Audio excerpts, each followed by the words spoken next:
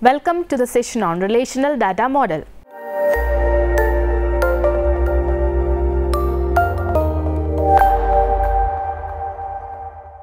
One of the most important applications of computers is storing and managing information. The manner in which information is organized have an important role on how easily it can be accessed and managed. Relational data model is the primary data model which is used widely around the world for data storage and processing. This model is simple and it has all the properties and capabilities required to process data with storage efficiency. The relational model or RM is first described in 1969 by English computer scientist Edgar F. Codd. The relational model organizes data into collections of two-dimensional tables called relations. All the data is represented in terms of tuples grouped into relations. A database organized in terms of the relational model is a relational database. The greatest strength of the relational model is this simple logical structure that it forms. Other kinds of software besides database systems can make good use of tables of information as well. And the relational data model helps us design these tables and develop the data structures that we need to access them efficiently. For example, such tables are used by compilers to store information about the variables used in the program, keeping track of their data type and of the functions for which they are defined. Relational model concepts. Relational model represents how data is stored in relational databases. A relation, also known as table or file, is a subset of the Cartesian product of a list of domains characterized by a name. And within a table, each row represents a group of related data values. A row or record is also known as a tuple. The columns in a table are referred to as fields or attributes. You can also think of it this way. An attribute is used to define the record and a record contains a set of attributes. The steps below outline the logic between a relation and its domains. Given n domains are denoted by d1, d2, etc. dn. And R is a relation defined on these domains. Then R is a subset of d1 cross d2 cross etc. cross dn. A database is composed of multiple tables and each table holds the data. Following figure shows a database that contains 3 tables. A database stores pieces of information or facts in an organized way. Understanding how to use and get the most out of the database requires us to understand that method of organization. The principal storage units are called columns or fields or attributes. These house the basic components of data into which your content can be broken down. When deciding which field to create, you need to think generically about your information. For example, drawing out the common components of the information that you will store in the database and avoiding the specifics that distinguish one item from another. Look at the example of an ID card in the following figure to see the relationship between fields and their data. A domain is the original sets of atomic values used to model data. By atomic value, we mean that each value in the domain is invisible as far as the relational model is concerned. For example, the domain of marital status has a set of possibilities: married, single or divorced. The domain of shift has the set of all possible days: Monday, Tuesday, Wednesday, etc. The domain of salary is the set of all floating point numbers greater than 0 and less than 2 lakh. The domain of first name is the set of character strings that represents names of people. In summary, a domain is a set of acceptable values that a column is allowed to contain. This is based on various properties and the data type for the column.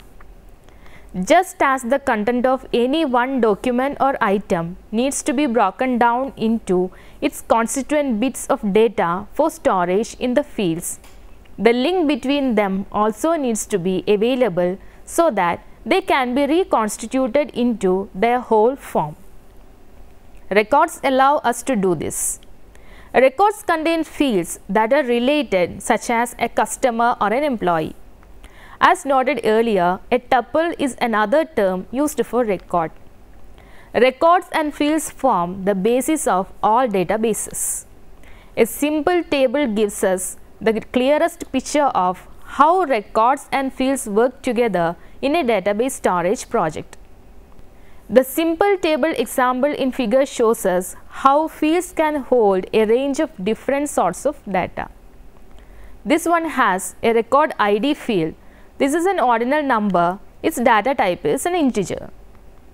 A pub date field. This is displayed as day, month, year. Its data type is date. An author field. This is displayed as initial. Surname. Its data type is text. A title field text. It's a free text can be entered here. You can command the database to sift through its data and organize it in a particular way. For example, you can request that a selection of records be limited by date. 1 all before a given date, 2 all after a given date, or 3 all between 2 given dates. Similarly, you can choose to have records sorted by date. Because the field or record containing the data is set up as a date field, the database reads the information in the date field not just as numbers separated by slashes, but rather as dates that must be ordered according to a calendar system. Properties of a table. A table has a name that is distinct from all other tables in the database. There are no duplicate rows. Each row is distinct. Entries in columns are atomic. The tables does not contain repeating groups or multi-valued attributes. Entries from columns are from the same domain based on their data type, including number, that can be numeric, integer, float, small int, etc. Character or string. Then date, logical, true or false values. Operations combining different data types are disallowed. Each attribute has a distinct name. The sequence of columns is insignificant.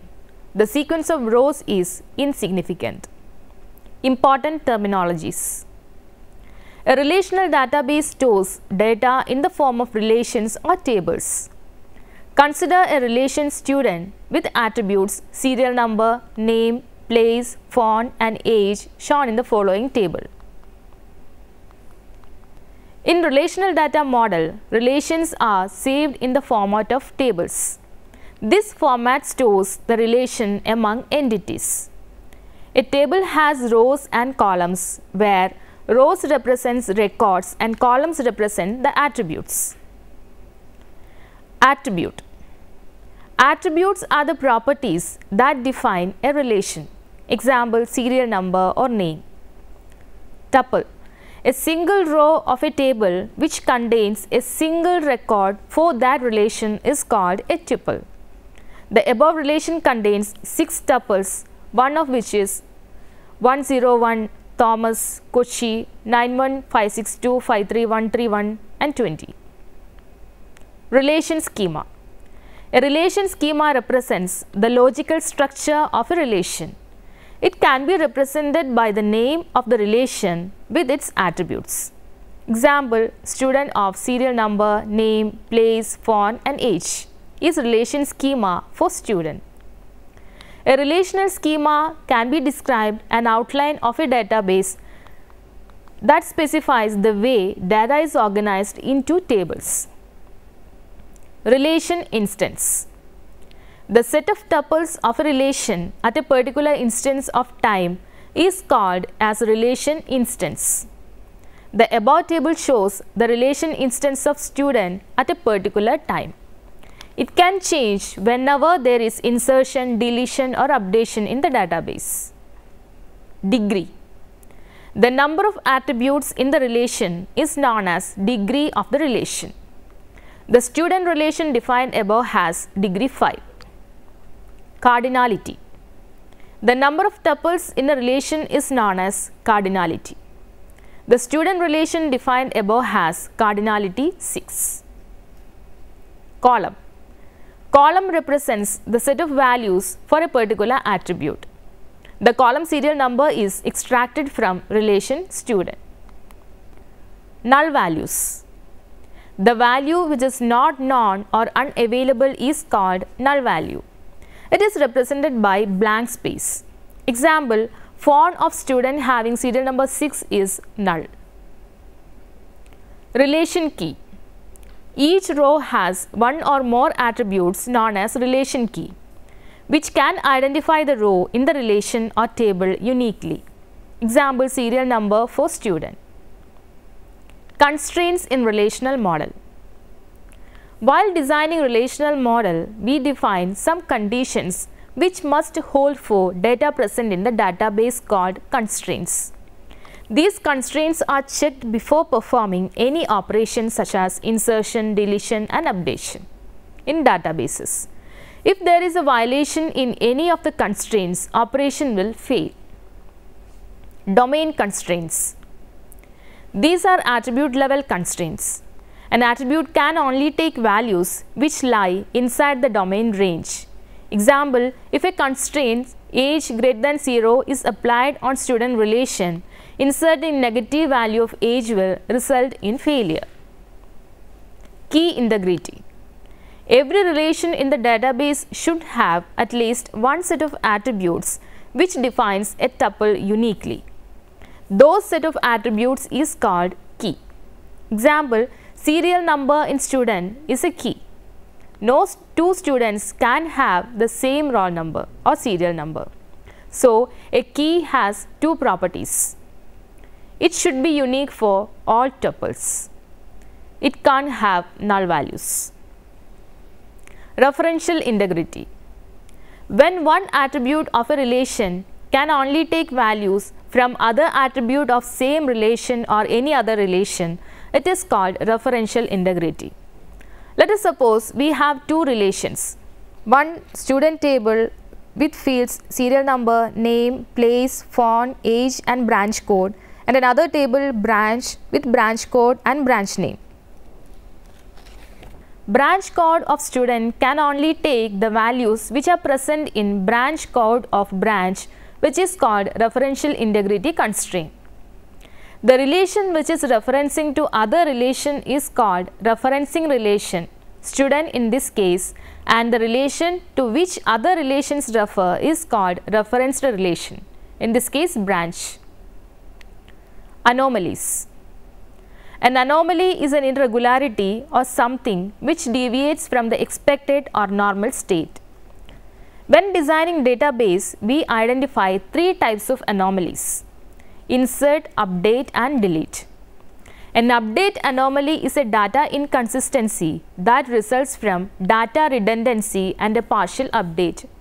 For example, each student in a college has a department associated with them and a student group. If the user performing the update does not realize that the data is stored redundantly, the update will not be done properly. A deletion anomaly is the unintended loss of data due to deletion of other data. If any of the fields are deleted from the table, the other data related to the field also may be deleted. This results in database inconsistencies.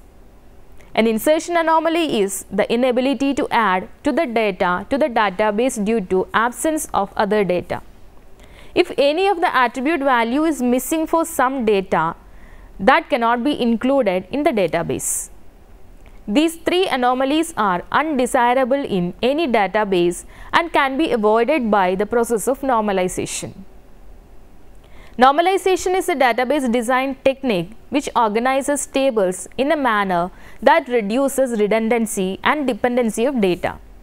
It divides larger tables to smaller tables and links them using relationships. Insertion anomaly in referencing relation. We can't insert a row in referencing relation if referencing attribute's value is not present in referenced attribute value. Example, insertion of a student with branch code ME in student relation will result in error because ME is not present in branch code of branch. Deletion or updation anomaly in reference relation. We can't delete or update a row from referenced relation if value of referenced attribute is used in values of referencing attribute. Example, if we try to delete tuple from branch having branch code CS, it will automatically in error because CS is referenced by branch code of student. But if we try to delete the row from branch with branch code EE, it will be deleted as the value is not been used by referencing relation. It can be handled by following method. On delete cascade, it will delete the tuples from referencing relation if value used by referencing attribute is deleted from referenced relation. Example, if we delete a row from branch with branch code CS, the rows in student relation with branch code CS, that is row number 4 and 6 in this case, will be deleted. On update cascade, it will update the referencing attribute in referencing relation if attribute value used by referencing attribute is updated in referenced relation. Example, if we update a row from branch with branch code CS to CSE, the rows in the student relation with branch code CS, that is row number 1 and 2 in this case, will be updated with branch code CSE. Superkeys. Any set of attributes that allows us to identify unique rows or tuples in a given relation are known as superkeys. Out of these superkeys, we can always have a proper subset which can be used as primary key. Such keys are known as candidate keys. If there is a combination of two or more attributes which is being used as the primary key, then we call it as a composite key. In this module, relational database model and its characteristics are discussed in detail. This module gives an account of the fundamental concepts in relational model. The module ends by referencing various constraints in relational model and different anomalies which deviates the relational models from the expected state. Hope you enjoy this session. See you next time. Until then, bye.